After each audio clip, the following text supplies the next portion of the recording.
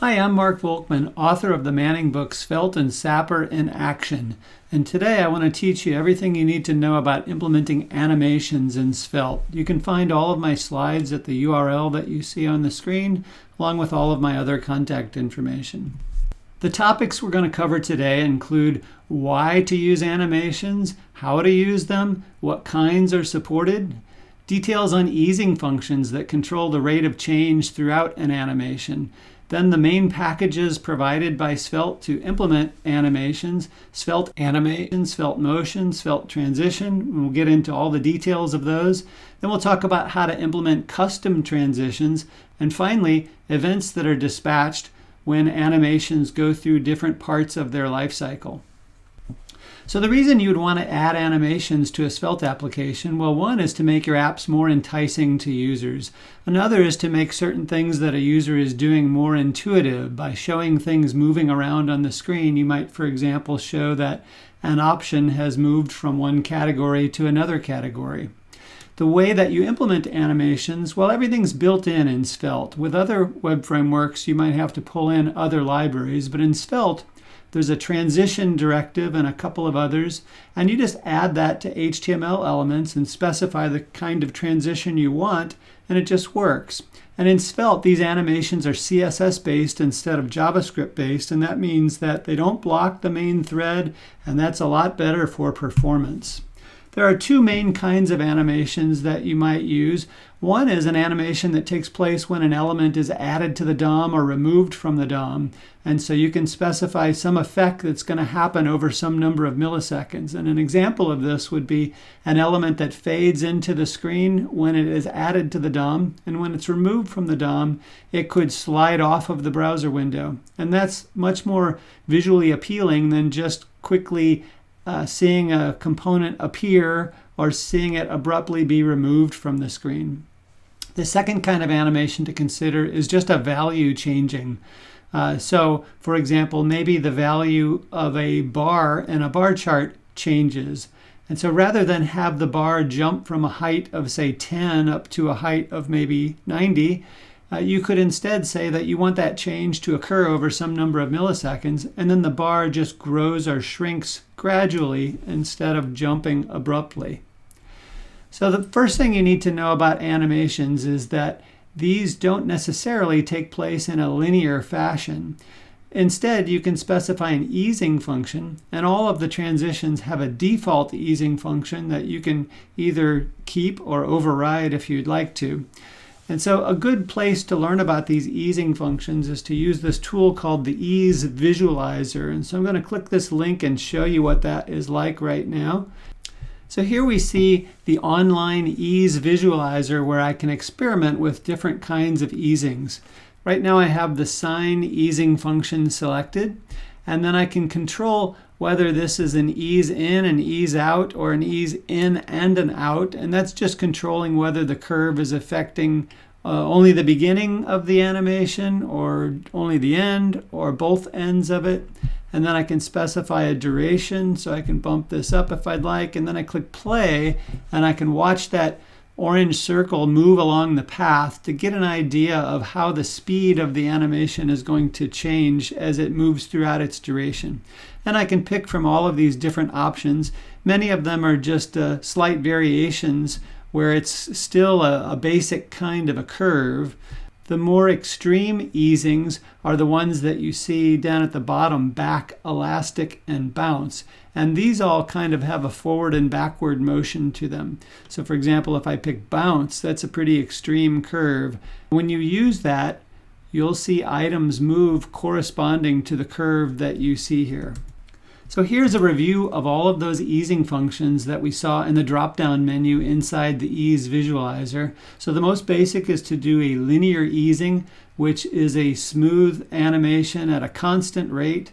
And then there are the ones that are some type of a curve, all listed in the middle there, where expo is the most extreme of them. And then there are the three that I mentioned that have forward and backward movement to them. So back changes directions once, it's the least bouncy. Elastic changes directions 5 times, and bounce 7 times. So the actual names of these easing functions end in the word in, out, or the words in, out. So for example, if you want a bounce easing function, you have to pick bounce in, bounce out, or bounce in, out. So the in affects the beginning of a transition, out affects the end of a transition, and in, out affects both ends of a transition. The Svelte animate package currently provides only one function. It's called flip, and that's an acronym for first, last, invert, play. So it's not flipping anything. Instead, what it's doing is it's determining what the new position of an element is going to be and then changing its x and y values from an old position to a new position. So you could use this to animate changes to positions of items in a list. And we'll see an example of that right here. So I'm going to go to this REPL, and what you're going to see is that I have an add button, and every time I click it, it adds a new button that has a number. And when I add new ones, they'll be added before the existing ones. And I'm doing that because I want to force the buttons I've already added to have to move to make space for the new one, because that's when I'm going to see an animation.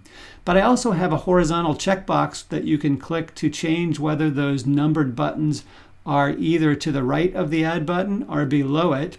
And when you change that, you're going to see all of the buttons animate to move between being vertical and horizontal. So here is that REPL. I have no numbered buttons right now, and so I'll click Add. And notice if I click it quickly, you'll see the one button move to make room for the two, and so on. And then if I click a button, like the 3 here, it's going to delete that, and then the 2 and the 1 will move up to close the space. So let me add a few more, and then I'm going to switch to horizontal and watch as they transition to their new location to the right of the Add button. And then click it again and they move back to vertical. And interestingly, if I click the horizontal checkbox while it's in the middle of a transition, it will reverse itself. All right, so that's incredibly easy to add. I don't have enough time to walk through all of the code, but you can open up this REPL yourself, and you can see here that there's not a lot of code required to implement that. So here are the options that you can specify with the flip animation. First of all, you need to use the animate directive to specify it. And if you look at the very last line on this slide, you see animate : flip. And then I pass it an object that contains the options I want to specify. And there are defaults for all of these, and so you don't need to specify options. But the delay option says, how long should I wait before the animation begins? And then duration, how long should it take to move from the beginning to the end of the animation? And interestingly, this can either be a number of milliseconds or a function that is past the distance that the move needs to take place over. And then that function is supposed to return the duration. And so that means that the duration can depend on the distance. And in fact, the default duration does exactly that. It takes the distance it's going to move, computes its square root, and multiplies by 120. The easing function defaults to the cubic out curve, but you can change that to any of the easing functions that are specified in the Svelte/easing package, and you can also implement custom easing functions. The Svelte motion package provides the spring and tween functions, and these are writable stores. So maybe if you've dug into Svelte a bit already, you're familiar with the concept of stores. So these hold a value that can be updated by calling the set or the update methods. So the set method is just past the new value, and then anything that is subscribed to that store will be notified about the change. The update method, instead of being given a value, is given a function, and that function will be past the current value. Its job is then to return a new value based on that current value. So typically, you use spring and tween to interpolate between two numbers, but you also can interpolate between objects that hold data in the same shape where the primitive parts of those objects are numbers. And so in that case, you are interpolating between a whole set of numbers. So here's an interesting example of applying the spring and tweened animations. I'm going to use this to render a pie chart, and when I change the value, what I want to happen is for the pie wedge not to just jump to the new value, but to gradually move from the current value to the new one. And so here is the REPL for my pie chart. And so I'm going to come up here to my number input for the percent, and I'm going to type in 80. So I have this set up so that all the way around the circle is 100%. So if I type in 80, you see that it didn't just jump to 80%, it gradually filled it in. And now, since I'm still in the number input, I could use the arrow keys and change this. In fact, I can hold down the key and let that move continuously. Okay, and then I can come over to my code and I see that right now I'm using tweened, but I'm going to comment out that line and instead use the spring animation. And so that change takes effect immediately in my REPL. And now if I go to 80%, you see there's kind of a spring action going on. Okay, let me do that again. I'll change to 90, change it back to 10. So interesting spring effect. If you want details on how this was implemented, it is an SVG-based pie chart. And notice that 0 starts at the 3 o'clock position if this were a clock face, just the way that you remember from geometry class. One difference between spring and tweened is that spring supports some additional parameters like stiffness, damping, and precision. And it does not use the duration parameter. The interpolate function is an option that you can specify for either the spring or the tweened functions, and it supports interpolating between values that are not just numbers or dates or arrays of them, so you can have a custom way of computing an interpolation between a starting and an ending value. All you need to do is return a number between 0 and 1 that represents moving between those starting and ending values. So in this example, what I want to do is interpolate between hex colors that are in the form RRGGBB, standard red, green, blue syntax. So here we see a REPL for exercising this, and if you look through the code, you'll see how it pulls apart an RGB representation into its component pieces of the color and then computes moving between them. And so if I click next, right now I'm on red and I want to transition from there to green, and it's moving between colors that are in between red and green. And if I click again, it's going to transition between colors that are between green and blue, and now between blue and red. So that's an interesting example where I'm not interpolating between numbers, but instead some other kind of data type, and I'm writing the code to tell it how to do that. The Svelte transition package provides the most animation options in Svelte. Here we get the blur, draw, fade, fly, scale, slide, and crossfade functions. And so we'll walk through what each of these do. They can all be specified using either the in, out, or transition directives. In is for when an element is added to the DOM, out for when it's removed, and transition is for both cases. Just like with the animate directive, in, out, and transition can be applied to an HTML element, and you can't apply them to a custom component. So let's walk through what each of these do at a high level, and then we'll see an example of them. Fade is for changing the opacity of an element between 0 and its current opacity, which is typically 1. It goes from 0 to the current opacity when an element is added to the DOM, and from the current opacity to 0 when it's removed from the DOM. And you can specify the delay and duration options with this. The blur transition animates some amount of blur in pixels.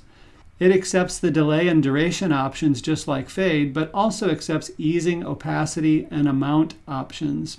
So easing is an easing function. Opacity is the starting opacity value, which defaults to 0, but you can change that. And then amount is the size of the blur in pixels, and that defaults to 5.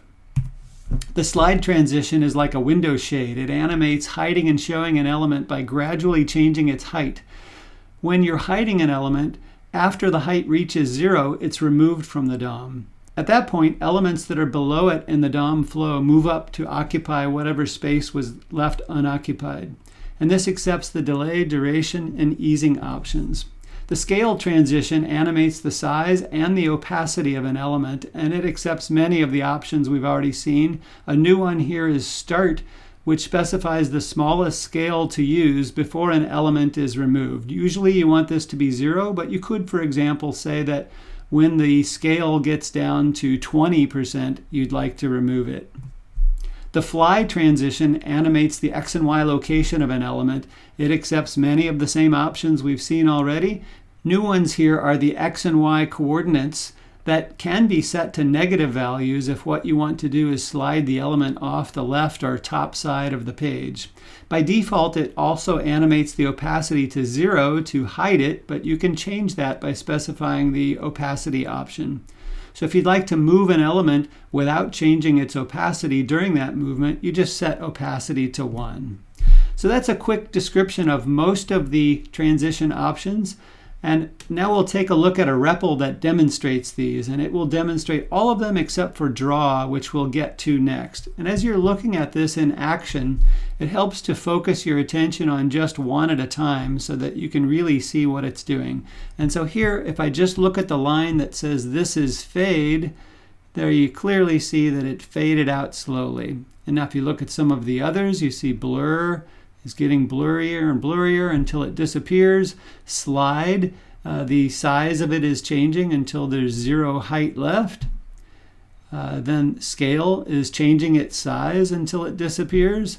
Fly is moving off the left side of the screen, but also its opacity is changing towards 0. And then the line right below it is doing the same thing, but it keeps its opacity at 1. And then finally, the bottom one is entering from the left side and exiting to the right. So here you see it exit to the right, and when it comes back in, it's entering from the left. So those are some simple examples of how to use all of those, and you can check out this REPL code if you need to implement these in your own applications. One more from this package to look at is the draw transition, and this animates the stroke of an SVG element. It takes many of the options we've seen before. A new one here is the speed, which says how fast should it be drawing the SVG stroke. So let's look at an example here where I want to draw the outline of a house, and I have a toggle button which at first is going to erase the house. And then when I click it again, it will redraw that. And notice how it's just tracing along the shape of that SVG. So looking over at the code, you see that there's a string of commands here. And we don't have time to get into the details of SVG, but suffice it to say that I'm moving to XY coordinates and I'm drawing vertical and horizontal lines and sometimes diagonal lines. And so if you look at the comments above, you'll be able to understand what's happening there. Canceling a transition means that an element is going to return to its previous state. So maybe it was already in the DOM and you were removing it, but now it's coming back to the DOM, or vice versa. Or it could be that you're moving an element and it's moving to its new location, but you've canceled it in the beginning, so it goes back to where it started from. But only transitions specified with the transition directive can be canceled. If you use in and out, you can't do that. And this makes sense because if you use the in and out directives, that means that you're able to specify a different transition for each one. For example, the in might be using a blur transition and the out might be using a fly transition. And so it would be odd if you were in the middle of blurring the element in and you cancel it, and then it would immediately do a fly transition. So that's the reason why you can only cancel transitions specified with the transition directive, so that we know it's using the same for both in and out. The fade and flip transitions can be combined in interesting ways. And so in this example, what I want to do is be able to click a button and cause it to fade the button and then make it reappear in the other list. I've got a left list and a right list. I'm also using the flip transition because, for example, if I click the orange button, I want the yellow and green buttons to move up to occupy the space that was vacated. And so here's the REPL for this example. And so let's start with what I just mentioned. I'm going to click orange and you'll see it fade out and then fade into the list on the right, and yellow and green will move up. And I can do that with buttons on either side and it will move to the other list. So that's nice, but we really can do better if we use the crossfade transition. This creates two transitions that act as a pair, a send and a receive transition, and they coordinate with each other. This is also referred to as a deferred transition. So in this example, when I click a button in the list on the left, what will happen is that item is going to be sent out of the left list and it will be received into the right list. And so that send transition is going to defer to see if that element is being received in another location. And when it sees that it is, it will animate the transition of that element from its current location to the new one. And that's a much better effect than just fading it out from one list and fading it into another. I'm also still using the flip animation. So again, if I want to move the orange button, I want green and purple to move up to fill up that space. So here's a REPL for this demo. And when I click orange, notice how it slides over to the other list. It's kind of fast. We could slow this down a bit, but you can see that it's a much nicer animation. You can actually see the buttons move to their new location. Svelte also supports implementing custom transitions. And it's fairly easy to do this, but there are some basic rules that you have to obey. And so the first thing you need to do is you need to write a function that takes two arguments. It will be passed the DOM node that is being transitioned and an options object. We've seen many examples of options already, like delay, duration, and easing. You can also specify options that are specific to your transition. And that function has to return an object whose properties include the transition options being used and a CSS method that you're going to implement. That CSS method needs to return the appropriate CSS string that is going to cause your animation to take effect. So that will be passed a number between 0 and 1 that is determined by the easing function that's in use. And so it's telling you how far along you should be within that transition, and then you're returning the CSS that corresponds to that. So Svelte takes care of honoring the delay and duration options for you. You just have to handle any other options that you care to support. The transition options that you return from your custom function can be given default values that are used when the caller of your transition doesn't supply them. So here are some examples of CSS properties that you might want to animate over time: opacity, size, font size, the position of the element, rotation, and color. And so let's look at an example of doing this. Here what I want to do is implement a custom transition that will take that text, take me for a spin, and I want it to spin it. So it's going to rotate it 2 times. And also while it's spinning, it's going to change its scale so that it appears that it's going down a drain. And then when I click the toggle button again, it will spin back in, coming from a 0 size back to its original size and spinning in the opposite direction. I also have the springy checkbox that when checked will cause it to use a different easing function to give me an interesting effect. So now I'll click the toggle button and watch how it appears to spin down a drain. And when I click it again, it comes back. But if I click the springy checkbox and then do it, notice that it begins by spinning in the opposite direction and then goes in the normal direction. And comes back in the same way with some spring to it. So looking at the code here, you can see that there's not a lot that I had to write to implement this. So here is the custom function that I wrote, simply called spin, and you see that I'm past the node that I'm going to operate on and options. And I'm expecting that I might get an easing option, and then times is the number of times that it should spin. So all I need to do is return an object that contains all of those options, so just using the spread operator to put all of those into the object I'm returning. And then I have to implement a CSS method that's going to be passed a time value that's between 0 and 1. And I'm using that to call whatever easing function was specified to get the eased value, which is a number between 0 and 1. Then I can compute the degrees through which I want this to spin. It's 360 multiplied by the number of times it should spin. Now I can construct the CSS string I need to make this happen. So I want to do a transform. I want to scale it according to the eased value between 0 and 1. And then I want to rotate it also based on the eased value by some number of degrees. Svelte provides events that are dispatched at certain points in a transition. When an in transition begins, an intro start event is dispatched. And then when that in transition ends, we get an intro end event. Similarly, for out transitions, there's an outro start and an outro end.